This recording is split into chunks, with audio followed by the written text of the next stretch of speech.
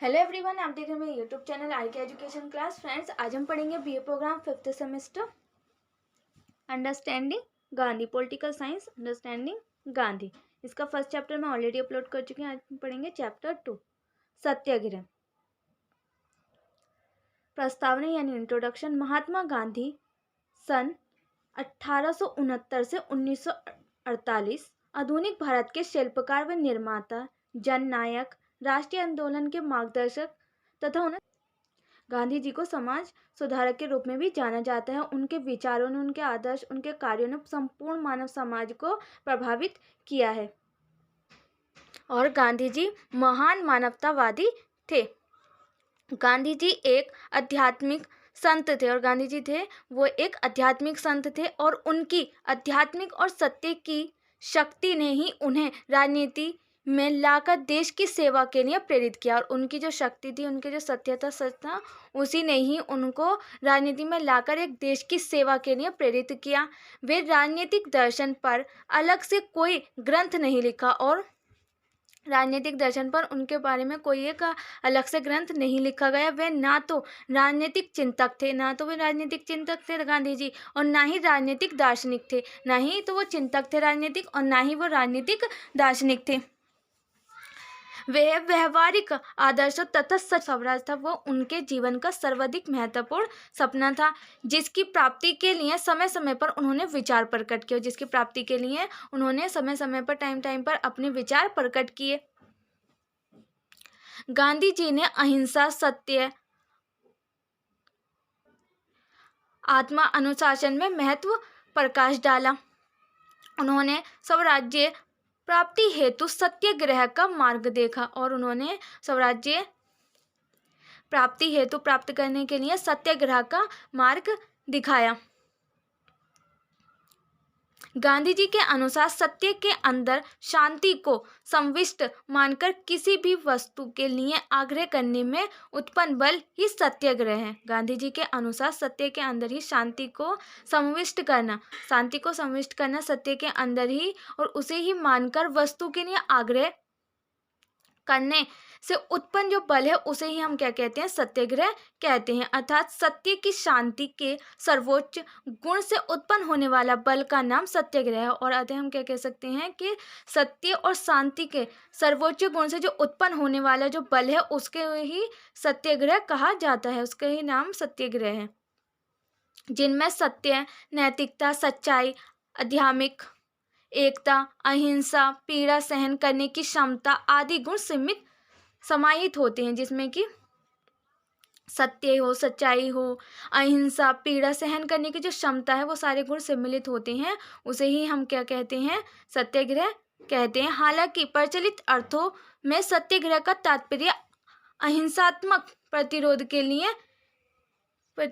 लिए जाता है, पर हालांकि प्रचलित अर्थों में हम देखते हैं कि सत्याग्रह का जो तात्पर्य है वो अहिंसात्मक प्रतिरोधक के लिए किया जाता है, परंतु सत्याग्रह मात्र अहिंसात्मक विरोध से भिन्न रूपों, असहयोग, समन्वय, अवज्ञा, उपवास, धारणा आदि तक ही सीमित नहीं है, बल्कि इसका अर्थ बहुत व्यापक है। इन तक ही सीमित नहीं है, बल्कि सत्याग्रह का जो अर्थ है वो बहुत व्यापक है, बहुत बड़ा है। गांधी जी लिखते हैं कि सत्याग्रह आध्यात्मिक आत्मा शक्ति व प्रेम शक्ति का प्रायवची है। और गांधी जी लिखते हैं कि सत्याग्रह जो है वो आध्यात्मिक आत्मा शक्ति व प्रेम शक्ति का प्रायवची है। इस प्रकार व्यापक अर्थ में सत्याग्रह सभी प्रकार की हिंसा, अन्याय, बल प्रयोग, उत्पीड़न, अत्याचार एवं शोषण का विरुद्ध के साथ साथ सभी प्रकार के सामाजिक, राजनीतिक, धार्मिक व संवैधानिक अगुणों में सुधार के लिए एक अचूक अस्त्र है।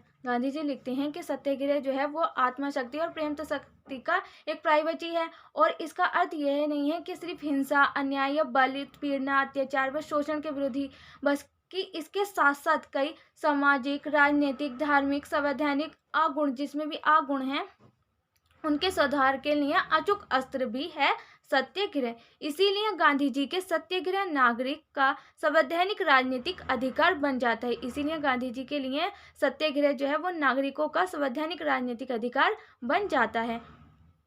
और बेईमानी व आतंकवाद का समर्थन करती तो उसकी अवज्ञा करना आवश्यक हो जाता। यदि सरकार जो है वो प्रतिनिधित्व नहीं करती जनता का और बेईमानी का और आतंकवाद का समर्थन करती तो उसके लिए सरकार का अवज्ञा करना आवश्यक हो जाता। पर जो अपने अधिकारों की रक्षा करना चाहता है उसे सभी प्रकार के कष्ट सहन करने की क्षमता उनमें कूट कूट के भरी होनी चाहिए। यानी कि जो भी अपने अधिकारों का रक्षा करना चाहता है, अपने अधिकारों की रक्षा करना चाहता है, उसमें कष्ट सहने की भी, कि जो कष्ट आए उसके सामने उसे सहने की भी क्षमता कूट कूट कर उसके अंदर भरी हुई होनी चाहिए। जहाँ कहीं भी असत्य, शोषण, अन्याय, दमन और अत्याचार का हो वहाँ सत्याग्रह का उपयोग किया जाना चाहिए। और जहाँ कहीं भी शोषण हो रहा हो, किसी के साथ अन्याय हो रहा है, दमन हो रहा हो, अत्याचार हो रहा हो, तो वहाँ पर सत्याग्रह का उपयोग किया जाना चाहिए। यहाँ हर परिस्थिति में अहिंसात्मक होता है, यह हर परिस्थिति में अहिंसात्मक होता है, यानी कि किसी भी हिंसा को समर्थन नहीं करता है सत्याग्रह। वे इनमें शुद्ध आत्मबल का ही प्रयोग किया जाता है और इसमें शुद्ध आत्मबल का ही प्रयोग किया जाता है सत्याग्रह में। गांधी जी मैकियावेली के इस कथन से भी सहमत नहीं थे कि साध्य ही साधनों का औचित्य है, क्योंकि गांधी जी अपने समय ही अनेकों दमनकारी हिंसा, शोषण, युद्ध आदि देख चुके थे, जिसके कारण व्यापक जान माल की हानि हुई थी। क्योंकि गांधी जी अपने समय में ही दमनकारी हिंसा, शोषण, युद्ध आदि देख चुके थे, जिसके कारण व्यापक बहुत ज़्यादा जान माल की हानि हुई थी, जिससे वे काफ़ी दुखी व व्यवस्थित थे। इंडियन ओपिनियन नामक अपने विचार पत्र के पाठकों के विचार में परिवर्तन करके उसे सत्याग्रह की संज्ञा दी। सत्याग्रह संस्कृत भाषा के दो शब्दों सत्य तथा आग्रह की संधि से बना है। सत्याग्रह जो है वो दो शब्दों से मिलकर बना है, सत्य तथा आग्रह, जिसका शाब्दिक अर्थ है सत्य के लिए आग्रह करना व सत्य पर अड़े रहना। जिसका अर्थ क्या निकलता है? सत्य के लिए आग्रह करना या सत्य पर अड़े रहना।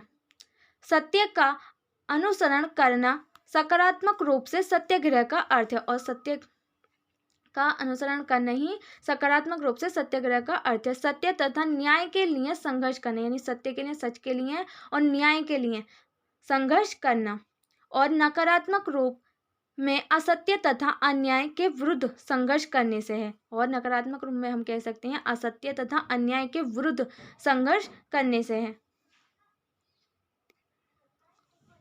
गांधी जी के प्रेरणा स्रोत।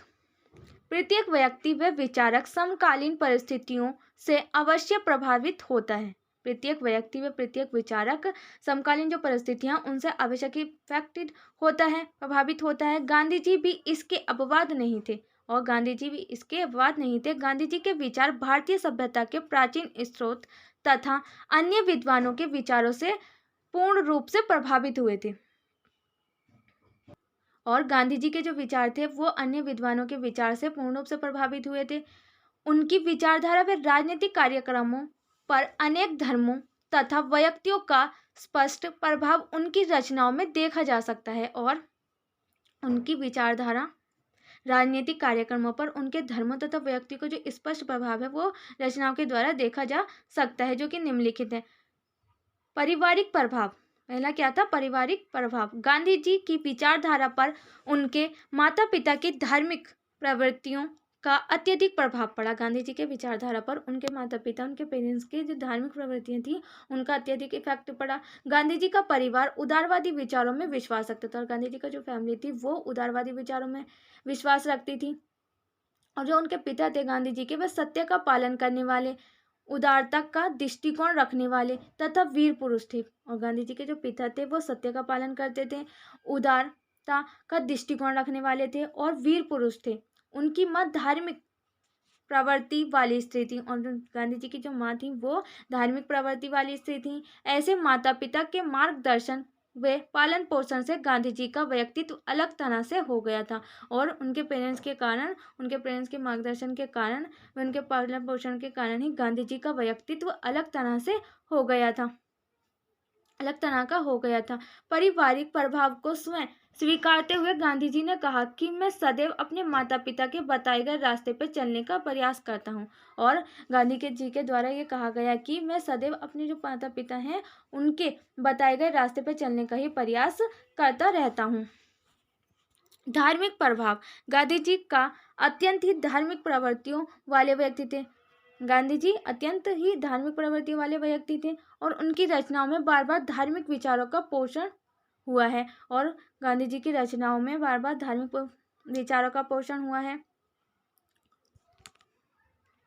और गांधी जी ने राजनीतिक का जो आध्यात्मिकरण किया वो भी उनके कारण धर्म का प्रभाव होना है। उनके चिंतन पर हिंदू, इस्लाम, ईसाई, बौद्ध व जैन धर्म का अत्यधिक प्रभाव था। और उनके चिंतन पर हिंदू, इस्लाम, ईसाई, बौद्ध व जैन धर्म का अत्यधिक प्रभाव था। विभिन्न चिंतकों का प्रभाव। गांधी जी के विचारों पर अनेक विचारकों का भी गहरा प्रभाव पड़ा। उन्होंने उनके जीवन प्रमुख विचारों से ही प्रभावित किया। ये थे विचारक जिनका उनके ऊपर इफेक्ट पड़ा। डेविड थेयोरो का प्रभाव। गांधी जी पर अमेरिकी दार्शनिक हेनरी डेविड थ्योरो का भी प्रभाव पड़ा। 1908 में दक्षिण अफ्रीका की एक जेल में गांधी जी ने थेयोरो की प्रसिद्ध पुस्तक एसे ऑन सिविल डिसओबीडियंस पढ़ी और इस पुस्तक से प्रेरित होकर भारत में 1930 में सर्वज्ञ अवज्ञा। गांधी जी ने राज्य की प्राकृतिक व कार्यों की व्याख्या की। इस पुस्तक के आधार पर गांधी जी ने सरकार के किसी भी अनैतिक कानून को तोड़ने पर बल दिया। और इस पुस्तक के आधार पर ही गांधी जी ने सरकार के द्वारा जो अनैतिक कानून थे उनको तोड़ने पर बल दिया। तिलक का प्रभाव। गांधी जी तिलक को अपना राजनीतिक गुरु मानते थे। गांधी जी जो थे वो तिलक को अपना राजनीतिक गुरु मानते थे। तिलक जी एक क्रांतिकारी नेता थे। तिलक जी जो थे वो एक क्रांतिकारी नेता थे, लेकिन दोनों के विचारों में गहरा अंतर था। लेकिन गांधी जी के और तिलक के दोनों के जो विचार थे उनमें गहरा अंतर था। इसके बावजूद भी गांधी जी तिलक के विचारों से प्रभावित हुए। इसके बावजूद भी गांधी जी तिलक के जो विचार थे उनसे इफेक्टेड हुए। गांधी जी के स्वदेशी बहिष्कार, राष्ट्रीय शिक्षा आदि विचारों पर तिलक जी का ही प्रभाव है। गांधी जी द्वारा चलाए गए असहयोग आंदोलन तथा सवर्णीय अवज्ञा आंदोलन पर तिलक जी का ही प्रभाव है। और गांधी जी द्वारा जो चलाया गया असहयोग आंदोलन और सवर्णीय अवज्ञा आंदोलन जो है वो तिलक जी का ही प्रभाव है। और इन आंदोलनों की जो रूपरेखा है वो काफ़ी समय पहले ही तिलक जी ने तय की थी। और इस तरह तिलक जी का भी गांधी पर गहरा प्रभाव है। इसी तरह हम कह सकते हैं कि तिलक जी पर भी गांधी जी का गहरा प्रभाव है। तिलक जी विचार गांधी जी के लिए प्रेरणा स्रोत बन गए और तिलक जी के जो विचार हैं वो गांधी जी के लिए प्रेरणा स्रोत बन गए। गोखले का प्रभाव। गांधी जी पर गोखले के उदारवादी विचारधारा का गहरा प्रभाव पड़ा। गांधी जी पर गोखले की जो उदारवादी विचारधारा थी उसका गहरा प्रभाव पड़ा। गोखले जी संवैधानिक साधनों के सार्थक थे और गोखले जी जो थे वो संवैधानिक साधनों के सार्थक थे और राजनीति पर आध्यात्मिकरण करना चाहते थे गोखले जी का प्रभाव को स्वीकार करते हुए कहते हैं कि मुझे हिमालय जैसे मालूम पड़े। लोकमान्य सागर की तरह, गोखले गंगा की तरह जिसमें मैं नहा सकता था। ऐसे पढ़े जैसे कि जिसमें मैं नहा सकता था। हिमालय पर चढ़ना कठिन है और सागर में डूबने का भय रहता है। हिमालय पर चढ़ना तो कठिन है और सागर में डूबने का भय रहता है, डर रहता है। पर गंगा की गोद में खेल सकते हैं, लेकिन गंगा की गोद में खेल सकते हैं। हिमालय पर चढ़ना कठिन होता है और सागर में डूबने का डर रहता है, पर गंगा की गोद में खेल सकते हैं और उसमें डोंगी पर चढ़कर तैर सकते हैं। इस प्रकार गोखले का भी गांधी जी पर अत्यधिक प्रभाव पड़ा। इस सभी उपरोक्त चिंतकों के प्रभाव का परिणाम सत्याग्रह का सिद्धांत प्रतिपादित किया। और इन सभी चिंतकों के जो प्रभाव थे उनका परिणाम सत्याग्रह का सिद्धांत प्रतिपादित किया गया। गांधी जी के राजनीतिक दर्शन का आधार। महात्मा गांधी जी मानवतावादी विचारों के सच्चे समर्थक थे। वे समाज में व्याप्त सभी प्रकार की बुराइयों, असमताओं, शोषण व दमन के खिलाफ थे। संघर्ष कर समाज के सभी वर्गों का कल्याण करना चाहते थे। हालांकि उन्होंने कभी किसी पद को जन्म नहीं दिया, लेकिन फिर भी उनका कुछ नैतिक सिद्धांतों में गहरा विश्वास था। इसलिए नैतिकता ही उनके विचारों का मूल आधार है। इसी आधार पर उनके समस्त राजनीतिक व दार्शनिक चिंतन खड़े हैं। इसलिए सत्याग्रह के नैतिक आधार को समझना आवश्यक है, जो कि निम्नलिखित हैं। फर्स्ट क्या आता है? सत्य और अहिंसा, truth and non violence. Gandhi ji लिखते हैं कि सत्य शब्द सत्य से बना है। सत्य शब्द जो है वो सत्य से बना है। सत्य का अर्थ है सत्य है, होनापन, और सत्य के सिवाय दूसरी किसी चीज की हस्ती ही नहीं है। और सत्य के सिवाय यानी ट्रुथ के अलावा किसी भी चीज की हस्ती ही नहीं है। इसलिए परमेश्वर का सच्चा नाम ही सत्य अर्थात सत्य है। इसलिए परमेश्वर सत्य है, यह कहने के बजाय सत्य ही परमेश्वर है, यह कहना अधिक उपयुक्त। वहीं अहिंसा बिना सत्य की खोज के असंभव है, और अहिंसा को हम बिना सत्य के खोज ही नहीं कर सकते, ये बिल्कुल इम्पॉसिबल है। अहिंसा और सत्य दोनों एक सिक्के के दो पहलू हैं। अहिंसा और सत्य जो है वो एक ही सिक्के के दो पहलू हैं। अहिंसा साधन और सत्य साध्य साधन हमारे हाथ की बात है। चाहे हमें कितनी भी प्रॉब्लम आए, कितनी भी परेशानियों का सामना करना पड़े, लेकिन हमें यही एक ही माला जपती रहनी चाहिए, एक ही मंत्र जपना चाहिए। सत्य ही एक परमेश्वर है, उसके सशक्तिकार का एक ही मार्ग, एक ही साधन अहिंसा है, और उसके सशक्तिकार का एक ही मार्ग, एक ही साधन अहिंसा है। गांधी जी सत्य व नैतिकता को राजनीतिक से अलग न रखकर बल्कि इनको आपस में जोड़ते हैं। गांधी जी सत्य व नैतिकता को राजनीति से अलग न रखकर बल्कि इनको एक ही साथ आपस में जोड़ते हैं, इंटरैक्ट करते हैं। उनका मानना था कि राजनीति का उद्देश्य सत्य की स्थापना करना है। उनका मानना था, गांधी जी का मानना था कि जो राजनीति का उद्देश्य है वो सत्य की स्थापना करना है, क्योंकि राजनीतिक अच्छाई करने का साधन है। क्योंकि राजनीतिक जो है वो अच्छाई करने का साधन है, इसीलिए उसके साधन उचित होना आवश्यक है। इसीलिए उसके साधन भी उचित होना आवश्यक है। गांधी जी के अनुसार यद्यपि सत्य निरपेक्ष होता है, लेकिन इसके बारे में हमारा ज्ञान एवं अनुभव सापेक्ष और आंशिक ही है। जिसे हम सत्य मानते हैं हो सकता है यह दूसरों के लिए असत्य हो। जिसे हम सत्य मानते हो सकता है कि वो दूसरों के लिए असत्य हो। वस्तुतः सत्याग्रही यह मान कर चलते हैं कि उनके विरोधी या शोषक भी सत्य की राह पर चलने वाले हैं। जो सत्याग्रही हैं वो ये मानकर चलते हैं कि जो उनके विरोधी हैं, उनके कॉम्पिटिटर हैं, या जो उनके शोषक हैं, वे भी सत्य की राह पर चलने वाले हैं। यही वजह है कि अहिंसा सत्य के अन्वेषण का साधन है। यही कारण है कि जो अहिंसा है वो सत्य के अन्वेषण का साधन है। दूसरा आता है साध्य और साधन, ends and means. Gandhi ji का कहना था कि साध्य और साधन दोनों ही पवित्र होने चाहिए। गांधी जी का कहना था कि साधन और साध्य जो है वो दोनों ही पवित्र होने चाहिए। अपने उद्देश्य की प्राप्ति के लिए गलत साधन का प्रयोग कदापि उचित नहीं हो सकता, और अपने उद्देश्य की प्राप्ति के लिए कभी भी गलत साधन का उपयोग नहीं करना चाहिए, ये उचित नहीं हो सकता। सत्य का मार्ग ही मनुष्य को उसके लक्ष्य तक पहुंचा सकता है। जो सत्य का मार्ग है वही उसके मनुष्य को उसके लक्ष्य तक पहुंचा सकता है। अगर वो झूठ का सहारा लेते तो थोड़े टाइम के लिए तो खुशी मिलती है, बट लॉन्ग टाइम के लिए ऐसा नहीं होता। इसलिए सत्य ही मनुष्य को उसके लक्ष्य तक पहुंचा सकता है।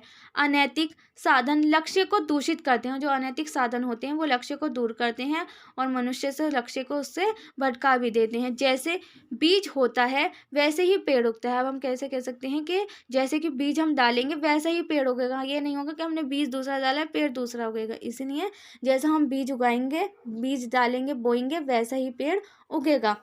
उनका कहना था कि साधनों को बीज और साध्य को वृक्ष की संज्ञा दी जा सकती है।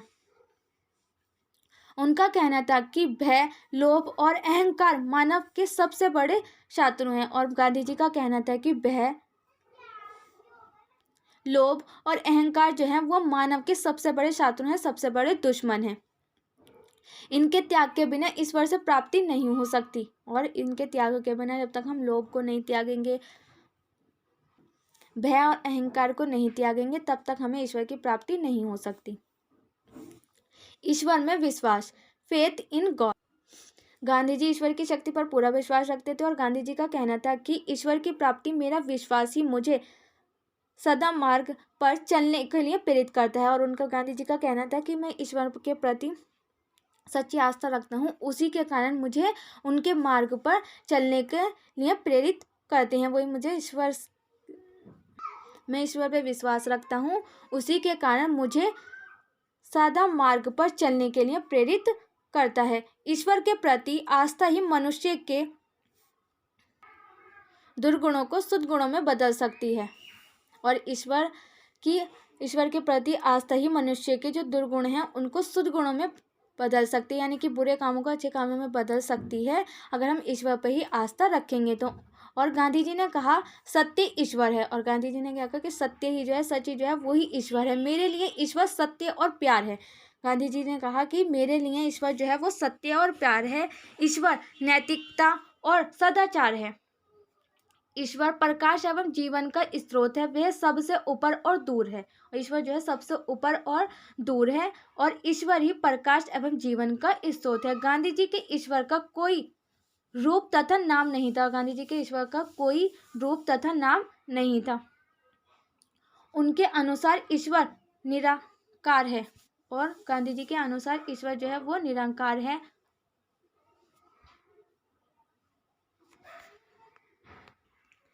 इस संसार में मृत्यु के बीच जीवन, झूठ के बीच सत्य तथा अंधकार के बीच प्रकाश चलता है। इस संसार में मृत्यु के बीच जीवन, झूठ के बीच सत्य, अंधकार के बीच प्रकाश चलता है। अतः मेरी समझ के अनुसार ईश्वर ही जीवन है, सत्य है, प्रकाश है, प्यार है और सर्वोच्च है। और गांधी जी के अनुसार ईश्वर ही जीवन है, सत्य है, प्रकाश है, प्यार है और सर्वोच्च है। ईश्वर की सत्ता के अतिरिक्त इस सृष्टि में कोई दूसरा सत्ता ना तो है और ना ही हो सकती है। और ईश्वर की सत्ता के अतिरिक्त इस दृष्टि में और कोई दूसरी सत्ता नहीं हो सकती, ना ही तो है और ना ही कभी हो सकती है। 40 मानव प्रकृति में विश्वास, faith in human nature. Gandhi ji का कहना था कि मनुष्य प्रकृति का सर्वश्रेष्ठ प्राणी है। गांधी जी का कहना था मनुष्य जो है वो प्रकृति का सर्वश्रेष्ठ प्राणी है, और प्रत्येक व्यक्ति में ईश्वर का निवास है, और प्रत्येक व्यक्ति में ईश्वर का निवास है, और वह उसे सद्मार्ग पर चलने के लिए प्रेरित करता है। प्रेम से बढ़कर कोई अन्य अस्त्र शस्त्र इस संसार में नहीं है, और प्यार से बढ़कर कोई भी अस्त्र शस्त्र इस संसार में नहीं है। मनुष्य को प्रेम से जीता जा सकता है, मनुष्य को भी प्रेम से ही जी सकता है। प्रत्येक व्यक्ति एक आध्यात्मिक इकाई है, और प्रत्येक व्यक्ति का आध्यात्मिक विकास संभव है। प्रत्येक व्यक्ति आध्यात्मिक इकाई है, और प्रत्येक व्यक्ति का, हर व्यक्ति का आध्यात्मिक ही विकास संभव है। प्रेम उनके नैतिक विकास का प्रमुख आधार है, और व्यक्ति का प्रेम ही उनके नैतिक विकास का एक प्रमुख आधार है। 5th आ जाता है विश्व शांति का समर्थक, advocate of world peace. Gandhi ji मानव को ही ईश्वर का रूप मानते थे। गांधी जी मानव को ही ईश्वर का रूप मानते थे, और उनकी इच्छा थी कि समस्त विश्व में एक भाईचारे की भावना का विकास। और गांधी जी की समस्त इच्छा थी कि पूरे विश्व में एक भाईचारे की भावना का ही विकास हो, अन्याय और शोषण का अंत हो जाए, और प्रत्येक व्यक्ति तथा राष्ट्रीय स्वतंत्र रहें, और अन्याय का, शोषण का अंत हो, और प्रत्येक व्यक्ति तथा राष्ट्रीय का स्वतंत्र हो, प्रत्येक व्यक्ति और राष्ट्रीय स्वतंत्र रहें। उन्होंने विश्व बंधुत्व की भावना बढ़ने पर बहुत जोर दिया, और गांधी जी ने विश्व बंधुत्व की भावना को बढ़ाने पर बहुत ज़्यादा। गांधी जी का कहना था कि इंसान केवल मौत से बचने के लिए ही नहीं जीता। अगर वह ऐसा करता है तो मेरी सलाह है कि ऐसा ना करे। अगर इंसान ऐसा करता है तो ऐसा ना करे, गांधी जी ने कहा। सत्याग्रही का व्यक्तित्व, ये हम नेक्स्ट वीडियो में करेंगे फ्रेंड्स। उम्मीद है फ्रेंड्स वीडियो आपको पसंद आई होगी। वीडियो कैसे लगी कमेंट बॉक्स में लिखकर ज़रूर बताना, और ऐसी इंटरेस्टेड वीडियो देखने के लिए मेरे चैनल को लाइक शेयर सब्सक्राइब करना ना भूलें। साथ में बेल आइकन को भी प्रेस करें, जैसे कि आने वाली वीडियो की नोटिफिकेशन सबसे पहले आपके पास पहुँचे। Thanks for watching.